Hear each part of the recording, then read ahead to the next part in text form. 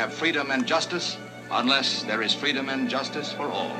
In Selma, there is a lesson to be learned.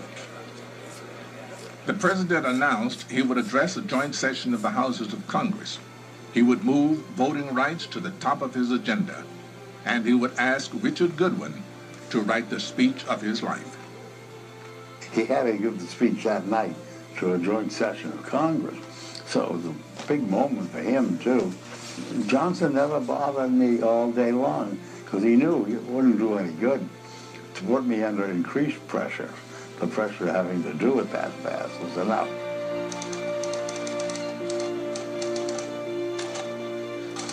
I speak tonight. I speak tonight for the dignity of man and the destiny of democracy.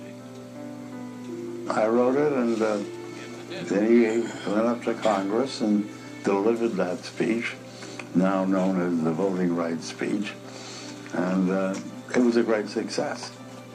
Richard Goodwin accompanied the president to Capitol Hill. The ink was barely dry on the speech.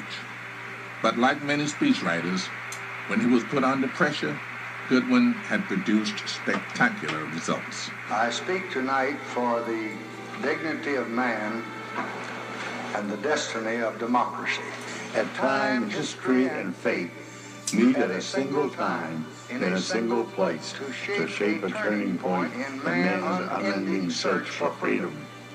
So it was at Lexington and Concord, so it was at Appomattox, so it was last week in Selma, Alabama. It is wrong, deadly wrong, to deny any of your fellow Americans the right to vote in this country.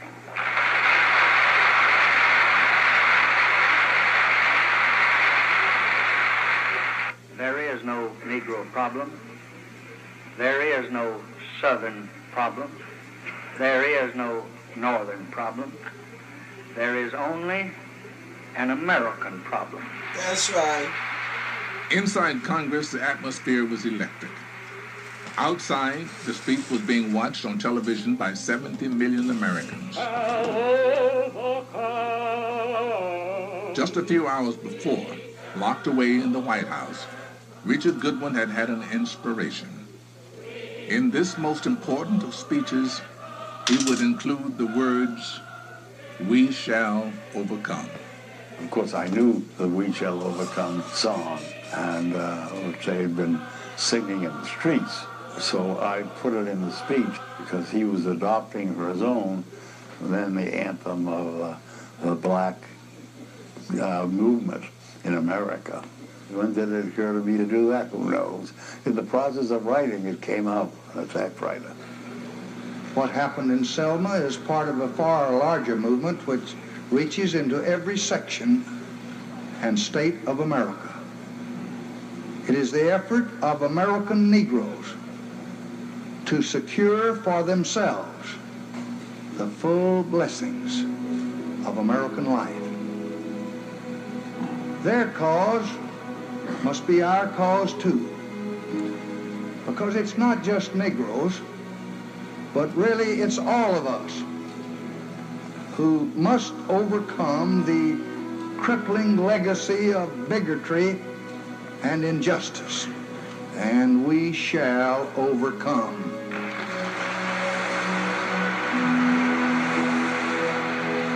He said, and we shall overcome, and the place went wild. They all cheered him, and some of the congressmen from the North jumped to their feet, and some of them ended up having tears streaming down their face because everybody knew what he was doing, as did I when I wrote it. The thing that was so incredible about the speech was not only how dignified it was and how passionate it was, but when a president takes up the anthem of the outside movement, that's the moment when something really happens in society, when a social movement is able to link with the people in power. So when he finally said, and we shall overcome, I mean, we all just started cheering and crying because there was a sense of, my God, he's recognizing the civil rights movement.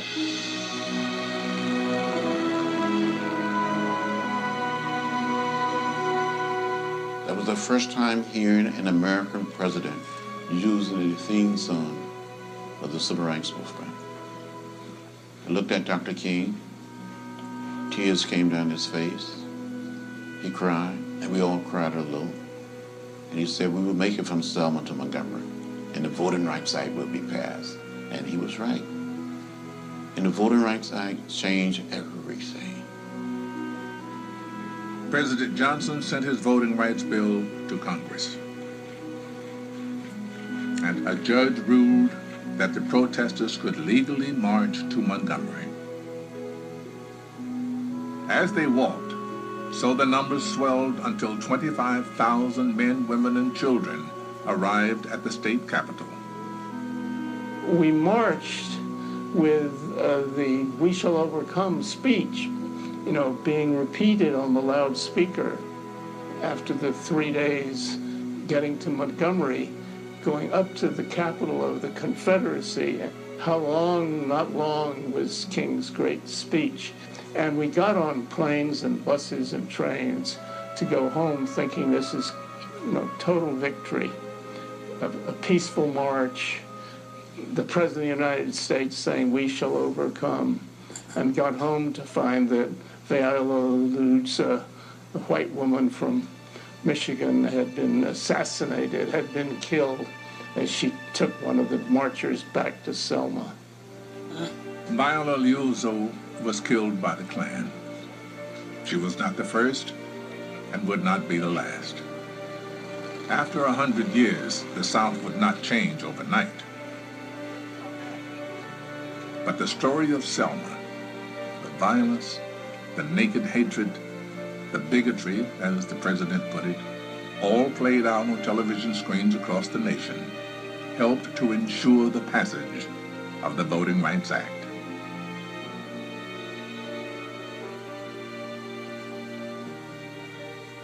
He knew that was the most important piece of legislation, and that has certainly changed the country. The right is one which no American true to our principles can deny. The achievement of the civil rights legislation, not only the Civil Rights Act of 1964, but the Voting Rights Act, really stand as two of the very most important laws that Congress ever passed. And I don't think they could have happened in the way they did without Lyndon Johnson's presence in the White House and without Lyndon Johnson's skill and determination to see it through. With a battery of pens and before witnesses like Negro leaders Martin Luther King, Roy Wilkins, and James Farmer, who were watching the climax of the campaign to which they devoted years of will and energy, the president signed. President Johnson moved the next day to implement the bill. So far, the strongest link in the legislative chain, which the president titles the Great Society, the voting bill promises a profound effect upon the future politics of the entire nation.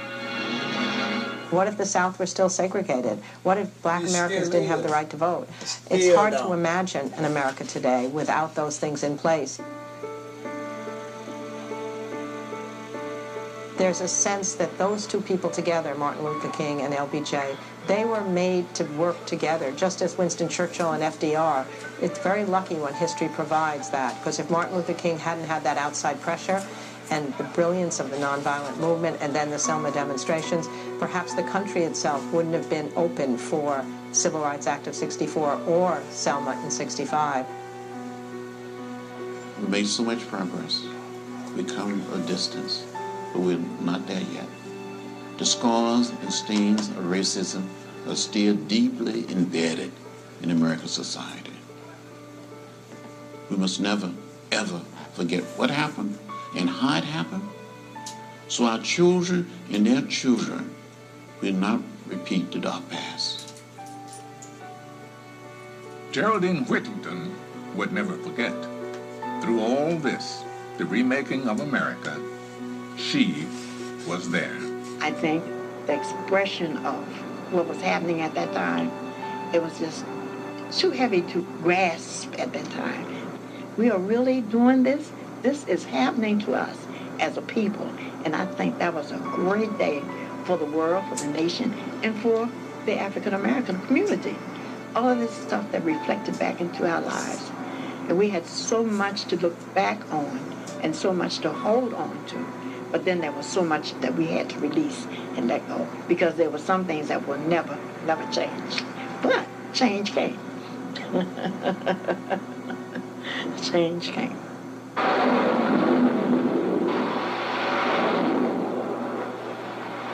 Today, for many, it is as if those achievements never were. Instead, Lyndon Baines Johnson, 36th President of the United States, is remembered as the man who fought a war against the spread of communism in Southeast Asia, 8,000 miles from home. Vietnam would cost nearly 60,000 American lives, soak up billions of dollars, damage the social programs which were so close to LBJ's heart, and lead in 1968 to his surprise announcement not to seek re-election. I shall not seek, and I will not accept the nomination of my party for another term as your president. Now, looking at Lyndon Johnson, I think history happens to agree with me, namely that he was a great president with one of the greatest tragic mistakes that this country ever made, which was Vietnam. And it undermined, without question, the unity of the country, or the majority force together moving forward. He did so much on civil rights and on ending poverty in this country. To have that side of him forgotten is bad history. I think there's no question now, with the passage of these 5 decades, that we can put into perspective the extraordinary accomplishments and achievements of that first year and a half, 2 years of his presidency. It's a wonderful thing, I think, when history finally catches up and can look back and recognize that he was a giant during this period of time. I only wish he had lived to see that happen.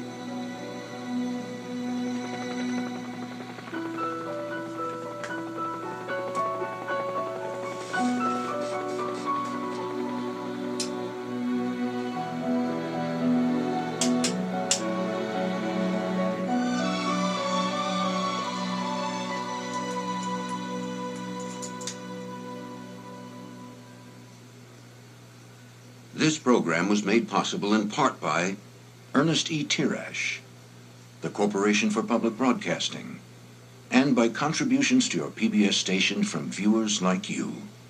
Thank you.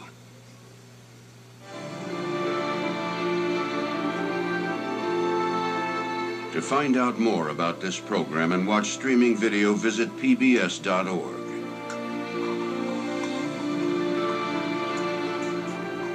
This program is available on DVD. To order, visit shoppbs.org or call 1-800-PLAY-PBS.